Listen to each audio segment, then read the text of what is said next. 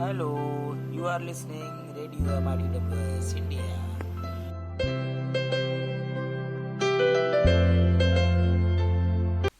Greetings, my name is Anthony I'm a philosopher and a science and science fiction author. I would like to thank Radio India for this opportunity to give this quick short presentation regarding Mars, terraforming Mars and so forth. Now, Mars was formed 4.5 billion years ago inside a solar nebula. In terms of its size, it's just under half the size of planet Earth, just under half the size of Earth. Now, in terms of its early development, the immense gravitational forces of Jupiter, the biggest planet within our solar system, the huge giant gas planet, actually consumed a lot of available material that would have otherwise contributed to Mars's growth as it formed and reached hydrostatic equilibrium.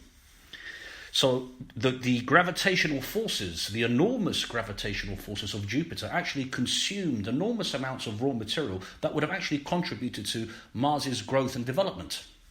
So Mars was dwarfed as a result of Jupiter's enormous gravitational field. Jupiter dwarfed Mars during its early development, as its enormous gravitational field, consumed enormous amounts of material that would have contributed to its development.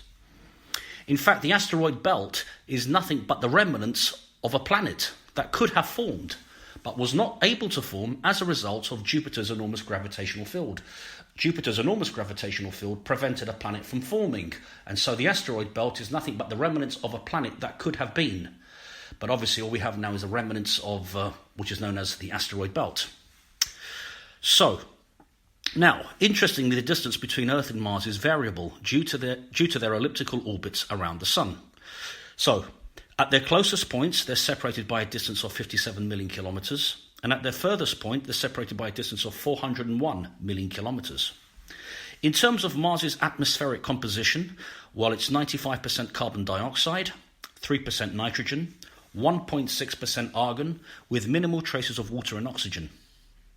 In terms of Mars's average temperature, its average temperature is around minus 63 Celsius. Now, it takes Mars 687 Earth days to orbit the Sun. So once we colonize the planet, we would need a 24-month calendar. One Martian day is actually 24 hours and 40 minutes. Also on Mars, we get enormous amounts of sandstorms. Now, sandstorms are most common during the perihelion.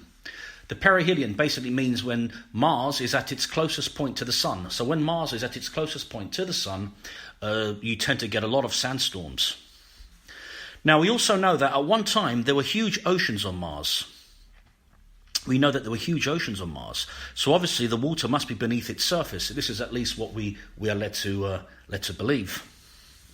In terms of flying to Mars, it's only possible to fly to Mars every 2 years. It's only possible to fly to Mars every 2 years. And that's because of something called orbital mechanics. Orbital mechanics.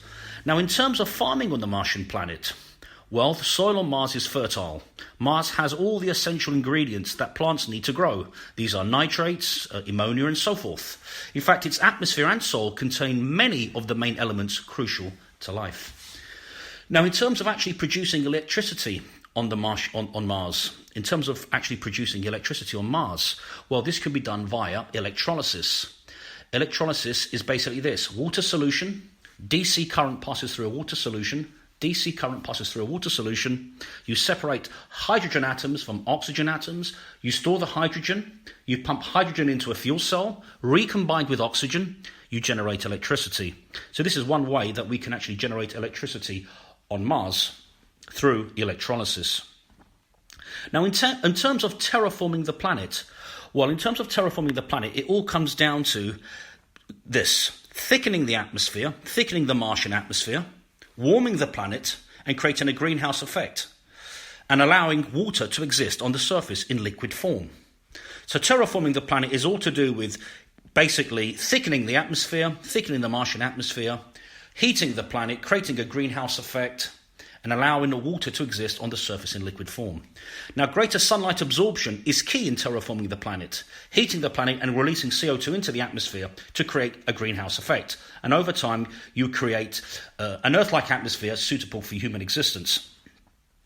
So what are the ways to actually heat the planet and to create a greenhouse effect on Mars? Well, one of the ways would be to redirect comets and asteroids to crash into its surface.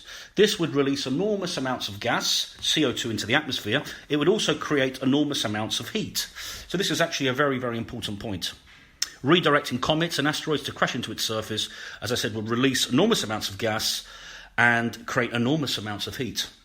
The other way would be to pump huge amounts of greenhouse gases into the atmosphere.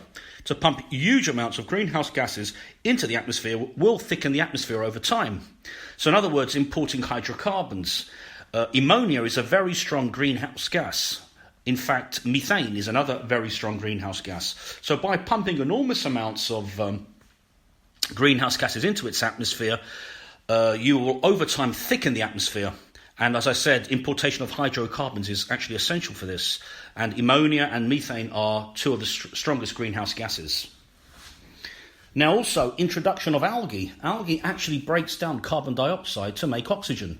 And it can help lower the planet's albedo, Mars's albedo, which in turn will help Mars trap more sunlight and heat. So this is very important. So algae breaks down carbon dioxide and produces oxygen, makes oxygen.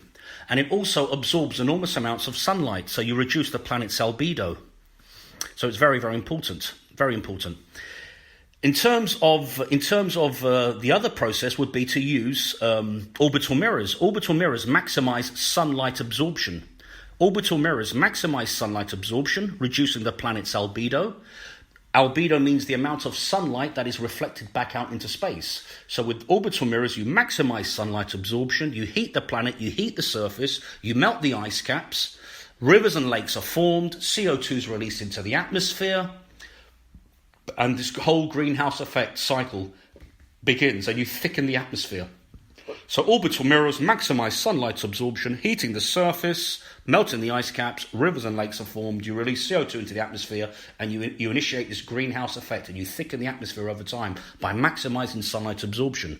Basically, albedo means the amount of sunlight that is reflected back out into space. So by maximizing sunlight, you heat the planet and you can initiate this greenhouse effect and, of course, create rivers and lakes over time by melting the ice caps. So you reduce the amount of sunlight that is reflected back out into space.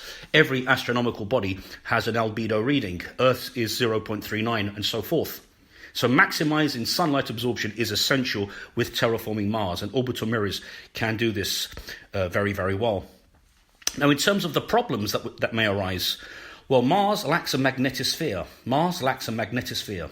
And Mars's magnetosphere was actually wiped out as a result of multiple asteroid strikes. At least this is what we are led to believe.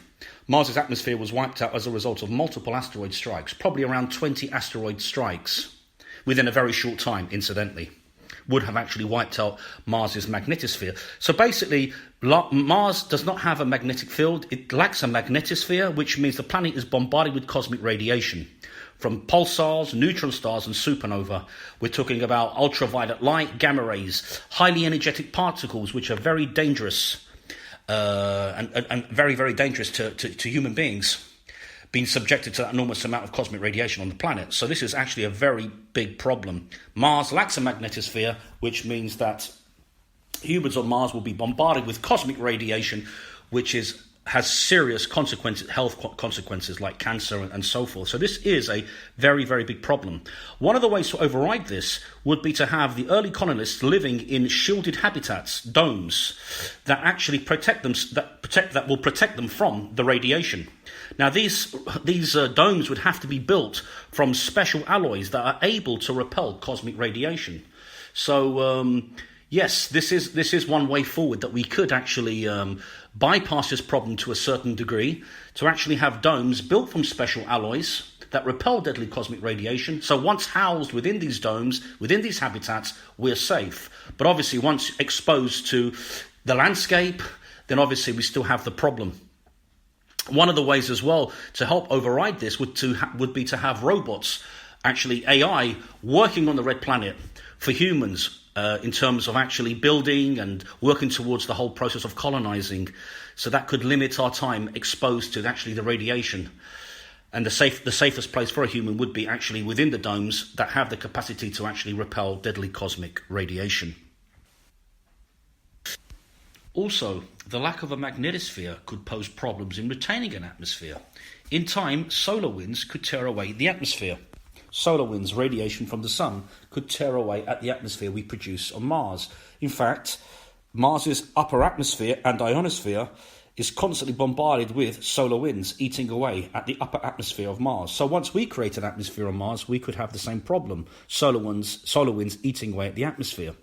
Now, one solution is basically this, that NASA are planning to launch a giant magnetic shield into space to protect Mars from solar winds. A powerful enough magnetic shield launched into space could serve as a replacement for Mars's own loss of magnetosphere.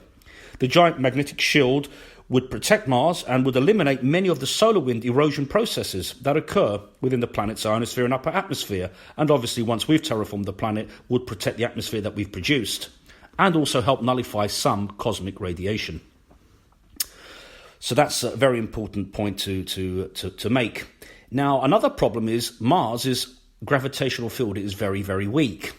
Now, in terms of retaining an atmosphere, this could be a huge problem because atmosphere and gravity are intercombined. In order to retain an atmosphere, you need to have a certain gravitational field. Mars's gravitational field is very, very weak, which means once we produce a thick atmosphere on Mars, suitable for human existence, that atmosphere could be very easily lost to outer space because Mars's gravity is not strong enough to retain the atmosphere.